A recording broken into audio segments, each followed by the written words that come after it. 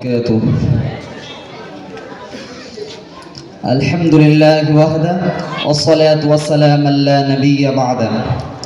أما بعد فأعوذ بالله من الشيطان الرجيم. بسم الله الرحمن الرحيم. قل هل يستوي الذين يعلمون والذين لا يعلمون. القرآن. وقال النبي صلى الله عليه وسلم طلب العلم فريضة على كل مسلم.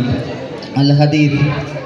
আমার সামনে বসে থাকা সম্মানীয় আমার শিক্ষক মণ্ডলী এবং আমার সামনে বসে থাকা আমার তালবে ইলম ভাইয়েরা, সবাইকে আমার অন্তরের অন্তঃস্থল থেকে শুভেচ্ছা ও অভিনন্দন। তলাবে ইলম,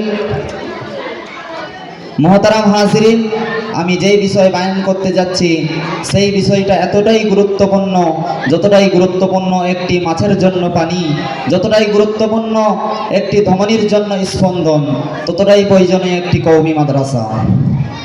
কেননা কওমি মাদ্রাসায় ওই শিক্ষা দেওয়া হয় যেই শিক্ষা নবী করিম সাল্লাল্লাহু আলাইহি সাল্লাম মক্কা নগরে দারুল আরকাম নামে স্থানে দিয়েছিলেন।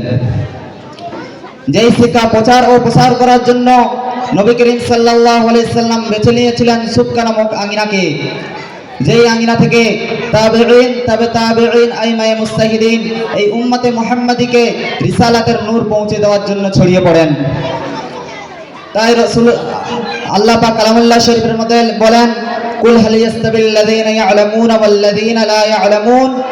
যারা জানে আর যারা জানে না তারা কখনোই এক নন।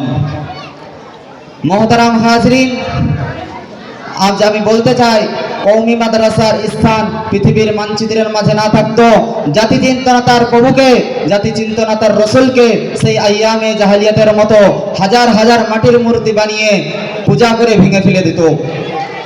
তাই আল্লাহ রসুলের একটা হাদিস আছে, তলাবে ইলমি ফরিদাতুন আলা কুল্লি মুসলিম, প্রত্যেক মুসলমানের উপর ইলমে দ্বীন শিক্ষা করা ফরজ।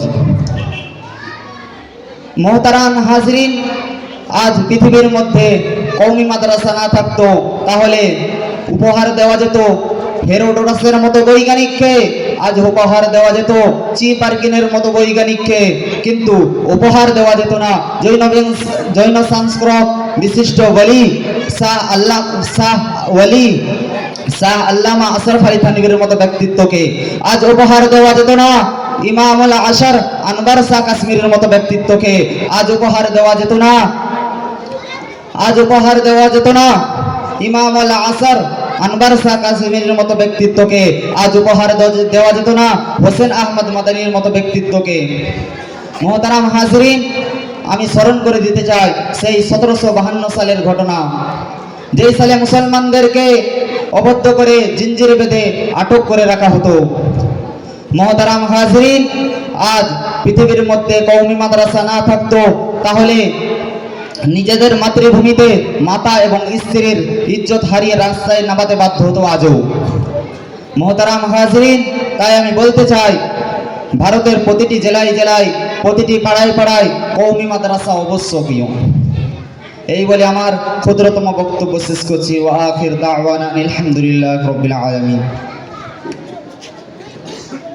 এখনের প্রতিযোগী আকসার।